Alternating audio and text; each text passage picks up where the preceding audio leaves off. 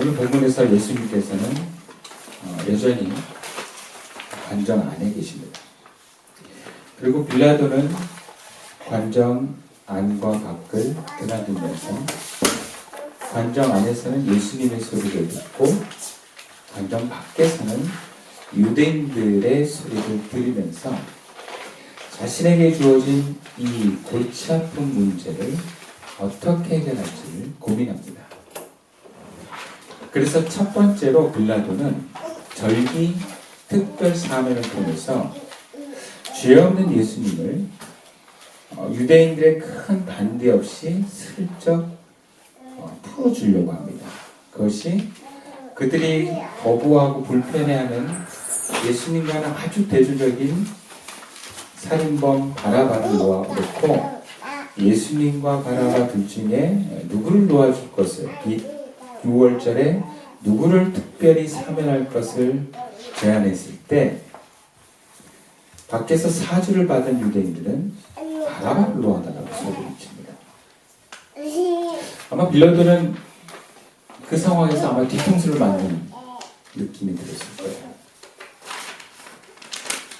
자기가 생각한 대로, 자기가 계획한 대로 되지 않은 상황이 벌어진 것입니다. 그래서 두 번째 방법은 거꾸로 당대나 위기를 피하러 갑니다. 오늘 본문의 1절부터 3절까지 말씀이고요. 이에 빌라도가 예수를 데려다가 채찍질하더라. 군인들이 가시나무로 관을 엮어 그의 머리에 씌우어 자색 옷을 입히고 앞에 가서 이르되 유대인의 왕이여 평안할지어다 손으로 때리더라. 빌라도는 강도 바라바를 놓아달라는 유대인의 요청에 당황해합니다. 그리고 바로 관정 안으로 돌아와서 로마 군인들에게 예수를 넘겨줍니다. 그리고 그를 폭행하고 채찍질하게 합니다. 근데 그 이유는 첫 번째 절기 특별 사문에서 예수를 놓아줄 시도를 실패하고 두 번째 방법으로 그런 폭행 정도를 통해서 이 문제를 해결하려고 했기 때문입니다. 그리고 채찍에 맞도록 내어진 그 채찍은 보통 채찍과는 달리 나비라든지 예리한 못이 채찍 끝에 달려있기 때문에 이 채찍으로 때리는 형벌은 죄수의 살을 뜯어버리고 뼈를 드러내게 하는 결과를 나타냅니다. 그래서 공간복음의 예수님은 공통적으로 이 채찍을 받으심으로 십자가를 제대로 지고 갈 수 없었고 다른 제수들보다 빨리 운명하셨다라고 보여주고 있습니다. 그만큼 이 채찍질은 굉장히 잔인한 형벌입니다. 몰골이 망신차게 됩니다. 그리고 빌라도는 이런 형벌을 가함으로 인해서 예수님의 처참한 몰골을 군중들에게 보이게 하려는 데 의도를 갖고 있습니다. 그러면 군중들이 예수님을 보고 불쌍한 마음이 들어서 예수님을 놓아주는 것에 허락할 거라고 기대했던 것 같습니다. 그래서 누가복음에는 그러므로 때려서 놓겠노라 라는 구체적인 말도 있습니다. 결국 온몸을 망신차기로 만들고 머리에는 가시나무 왕관을 억지로 씌워서 그 피가 얼굴에 쫙 흐르게 하고 또 손바닥으로 얼굴을 때려서 얼굴이 퉁퉁 붓게 만들어버리는 그 엉망진창의 몰골을 그 예수님을 데리고 관정 밖으로 끌고 나옵니다. 오늘 본문 4절과 5절 말씀인데요. 빌라도가 다시 밖에 나가 말하되 보라 이 사람을 데리고 너에게 나오나니 이는 내가 그에게서 아무 죄도 찾지 못한 것을 너희로 알게 하려 함이로라 하더라. 빌라도는 예수를 놓아주기 위해서 그러한 목적으로 정말 자기가 할 수 있는 모든 권한과 연출과 말을 통해서 최선을 다하고 있는 것을 보입니다. 세 번역으로 이 본문을 읽어보면 이렇게 표현합니다. 그때 빌라도가 다시 바깥으로 나와서 유대 사람들에게 말했다. 보시오, 내가 그 사람을 당신들 앞에 데려오겠소. 나는 그에게 아무 죄도 찾지 못했어. 당신들이 그것을 알아주기를 바라오. 예수가 가시관을 쓰시고 자색 옷을 입으신 채로 나오니 빌라도가 그들에게 보시오 이 사람이요 하고 말하였다. 보시오 이 사람이요. 근데 이 사람이 뭘 그렸습니까? 엉망진창이야. 너무 불쌍한 거예요. 봐도. 그리고 우리가 길에 나앉은 노숙자들이나 어떤 고통을 당하는 사람들을 보면 어떤 마음이 들어요? 불쌍한 마음이 들잖아요. 그게 사람 속에 이 심겨진 많은 사람들 속에 공통적으로 있는 자비심입니다. 죄가 없는데 이렇게 맞았다. 이제 놔줘도 되지 않냐. 이 정도면 군중들은 설득당해야 됩니다. 죄가 없는데 이 정도 두들겨 맞았으니 불쌍히 여기고 그만 이 사람을 놓아주라는 거예요. 바라바를 놓아주라는 군중들의 외침을 듣고 빌라도는 지금 유대인들이 다소 감정적으로 흥분해서 그런 감정적으로 미워하는 예수님을 미워하기 때문에 일어나는 일이다 판단했던 것 같아요. 그래서 빌라도는 감정적인 문제에서 비롯된 것이니까 그들의 감정을 건드리면 저 무죄한 자를 죽이지는 않을 수 있겠다. 그래서 빌라도는 자기 딴에는 최선을 다한 거예요. 근데 이번에도 빌라도의 예상은 완전히 빗나갑니다.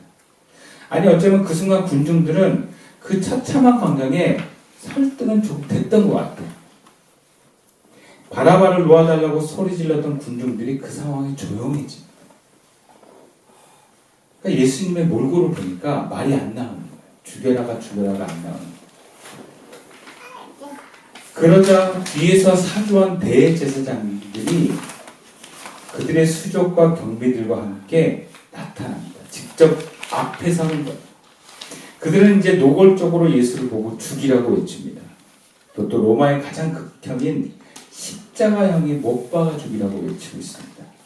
이성적 판단을 완전히 잃어버리고 오직 죽이고자 하는 마음에 사로잡힌 사람들의 외침입니다.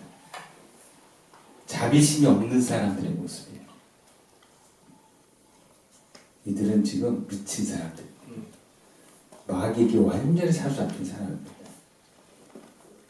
조금의 불쌍한 마음이 없는 사람들, 대제사장과 경비병들이 대제사장의 그 말을 들을 수밖에 없는 수족과 같은 이들이 대제사장의 말을 함께 외칩니다. 예수를 십자가에 못 박혀 죽이십시오. 대제사장은 미쳐 있습니다. 마귀에게 사로잡혀 있습니다. 그들에게 녹을 먹고 함께 사는 경비병도 그렇게 외칩니다. 십자가에 못 박으시오. 십자가에 못 박으시오. 빌라도는 이런 반응에 전혀 예상이 못했던지 충격을 받은 것 같습니다. 빌라도도 예수를 십자가에 못 박으라고 하는 유대인들, 이 대제사장들과 경비병들의 말에 말도 안 되는 항변을 합니다. 너희들이 이 사람을 데려다가 십자가에 못 박아. 예수님을 십자가에 못 박을 수 있는 권한이 자기밖에 없는데 유대인들 보고 야 니들이 데려가 십자가에 못 박아. 빌라도도 지금 너무 충격을 먹어서 정신을 못 차리는 거예요. 여러분 십자가형은요 로마에 있는 형벌입니다. 유대인들이 있는 형벌이 아니에요. 유대인은 돌로 쳐 죽입니다. 근데 지금 유대인들에게 없는 그 로마형의 그 극형을 빌라도가 니들이 가서 하라는 거예요. 어이없는 생떼를 서로가 주고받고 있습니다. 그러자 빌라도에게 더 몰아붙입니다. 우리에게 율법이 있는데 그 율법을 따르면 그는 마땅히 죽어야 한다. 그가 자기를 가리켜서 하나님의 아들이라고 했기 때문이다. 그러니까 죄의 증명은 우리가 할 테니까 당신은 사형 집행이나 해라. 그렇게 몰아붙이고 있어요. 두 번째 예수를 살리려고 하는 시도마저 실패했는데 더욱 당황스러운 것은 유대인들이 이 죽이려고 하는 이 예수가 하나님의 아들이라고 하는 죄명으로 죽이려고 한다는 거예요. 그럼 그게 빌라도를 더 두렵게 만듭니다. 그래서 빌라도가 관정 안으로 들어와서 예수님께 묻습니다. 오늘 보면 8절과 9절에 있습니다. 빌라도가 이 말을 듣고 더욱 두려워하여 다시 관정으로 들어가서 예수께 말하되 너는 어디로 가냐 하고 예수께서 대답하여 주지 아니하시는지라. 빌라도가 이 말 듣고 더욱 두려워했다는 기록의 이 말은 예수가 하나님의 아들이라는 거예요. 유대인들은 하나님의 아들이 아니면서 자칭 하나님의 아들이라고 하니 신성모독죄로 죽여야 한다는 의미에서 말했지만 빌라도는 예수가 범상치 않은 사람이라는 걸 알았어요. 아무 죄가 없는 사람이라는 걸 알았어요. 그러니까 거짓말하는 자칭이 아니라 진짜 이 사람이 하나님의 아들이 아닌가? 그래서 그런 마음이 든 거예요. 그래서 더 두려워한 거예요. 왜냐하면 로마 사람들은 무신론자가 아니라 다신론자예요. 신을 두려워하는 사람들이에요. 그러니까 신의 아들이라고 하는데 그 신의 아들을 내가 죽이려고 하는 그 상황에서는 본인도 두려운 거죠. 그리고 그걸 확인하고 싶은 마음에 넌 어디로부터 왔느냐 하고 예수님께 물어봅니다. 그럼 예수님의 고향을 묻는 게 아니라 영적인 기원, 즉 그가 하나님의 아들인가를 묻고 있는 거예요. 너 정말 하나님의 아들이냐? 네가 한번 말해봐. 그래 그거. 그런데 예수님 침묵합니다. 이 침묵에 대해서는 요한복음 3장 12절에 예수님이 니고데모에게 하신 말씀을 인용해 보면 추측해 볼 수 있습니다. 내가 땅의 일을 말하여도 너가 믿지 아니하거든 하물며 하늘의 일을 말하는 너가 어떻게 믿겠느냐. 그러니까 지금 예수님이 빌라도의 질문에 하늘의 일을 얘기했는데 빌라도가 안 믿을 걸 아시기 때문에 말씀을 안 하시는 거예요. 우리도 목회자나 어떤 영적 지도자의 사람들이 이런 하늘의 일을 말할 때 상대방이 그거를 받아들이려고 하지 않거나 이해하지 않으면 말을 안 합니다. 몰라서 말을 안 하는 게 아니라 이 사람이 받아들일 만한 사람이 아니면 말을 안 해요. 특히 영적인 세계에서는 그렇게 말을 안 합니다. 진리를 알고자 하고 정말 그 진리 안에서 내가 그렇게 생동하려고 하는 사람이 아니고는 말할 필요가 없어요. 그 귀한 하늘에서 오는 그 진리의 말씀이 상대방의 믿지 않음을 통해서 굳이 땅에 떨어뜨릴 필요가 없기 때문입니다. 그래서 예수님이 침묵하는데 빌라도는 그런 예수님에게 협박과 함께 무슨 말이라도 할 것을 재촉합니다. 그래서 본문 10절 말씀이에요. 빌라도가 이르되 내게 말하지 아니하느냐? 내가 너를 놓을 권한도 있고 십자가에 못 박을 권한도 있는 것을 알지 못하느냐? 하면서 예수님을 막 몰아붙여요. 여러분, 근데 이게 빌라도의 착각입니다. 그러나 현실적인 시각으로 이해가 되는 착각이에요. 지금 현실에서는 빌라도는 예수님의 사형에 처할 수 있는 권한을 가진 총독입니다. 반면에 예수는 빌라도의 결정에 죽음을 당할 수밖에 없는 무능한 죄인입니다. 이게 현실이에요. 그러나 현실 세계에서 드러날 수 있는 힘을 가진 빌라도 입장에서 내가 마음만 먹으면 예수를 죽일 수도 있고 살릴 수 있다라고 하는 그 자부심, 그 능력은 착각입니다. 왜냐하면 그 권한은 하나님이 주신 거기 때문에. 그러니까 현실적인 생각에 하나님을 제외하고 현실적인 눈에 보이는 생각에만, 눈에 보이는 힘에만 사로잡혀 있는 빌라도를 예수님께서 이렇게 얘기해 주십니다. 본문 11절 말씀인데요. 예수께서 대답하시되 위에서 주지 아니하셨더라면 나를 해할 권한이 없었으리니 그러므로 나를 내게 넘겨준 자의 죄는 더 크다 하십니다. 세 번역으로 위에서 주지 아니하셨더라면 당신에게는 나를 어찌할 아무런 권한도 없을 것이다. 지금 빌라도가 협박의 도구로 쓰는 예수님을 죽일 권한에 대해서 이 권한은 네가 원래 갖고 있는 게 아니라 하나님이 주신 권한이라는 거예요. 다시 말해서 너는 나를 해야 할 그런 권한을 마음대로 휘두를 수 있는 존재가 아니야. 단지 하나님이 지금 너에게 주어서 그 권한을 사용할 수 있는 사람일 뿐이야. 그럼 무슨 말입니까? 네가 나를 죽일 수 있다고? 웃기지 마라. 그런 얘기예요. 하나님이 허락하시니까 네가 지금 쥐고 있는 거야.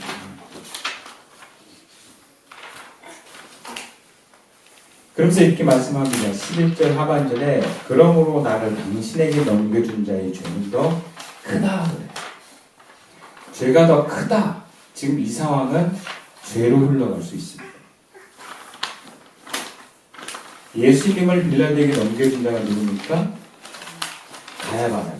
대제사장 가야바야. 빌라도보다 가야바의 죄가 더 큽니다. 왜? 예수님을 죽는 권한을 허락된 빌라도에게 넘겨줬기 때문에. 근데 지금 빌라도는 이방인이라서 하나님을 몰라서 지금 아직 죄를 짓지는 않았지만 그 큰 죄를 지은 가야바의 말에 동조해서 너도 그대로 하면 너도 죄를 짓게 된다. 권한은 주어졌지만 너 죄를 지을 수 있지만 죄도 안 지을 수 있다는 얘기를 해줍니다. 모르고 지은 죄도 하나님이 그 죄와 함께 지은 사람에 대한 책임을 물으십니다. 근데 알면서 지은 죄는 하나님을 더 큰 책임을 물으십니다. 그래서 지금 빌라도는 알게 됐어요. 가야바가 왜 더 큰 죄를 대제사장 가야바가 왜 더 큰 죄를 지었다고 예수님께서 얘기하냐면 여러분 대제사장은 하나님을 알고 예수님이 하나님이 보낸 메시아를 알 수밖에 없는 존재예요. 그럼에도 불구하고 예수를 죽게 내준 건 큰 죄입니다. 근데 지금 빌라도가 모르는 게 아니라 이제 알게 됐어요. 알게 됐기 때문에 여기서 빌라도가 어떤 선택을 하느냐가 죄의 선택을 하느냐 죄를 안 지는 선택을 하느냐를 결정짓게 되는 것입니다. 그래서 여러분 아는 사람이 죄 지으면 하나님 더 큰 죄를 부르십니다.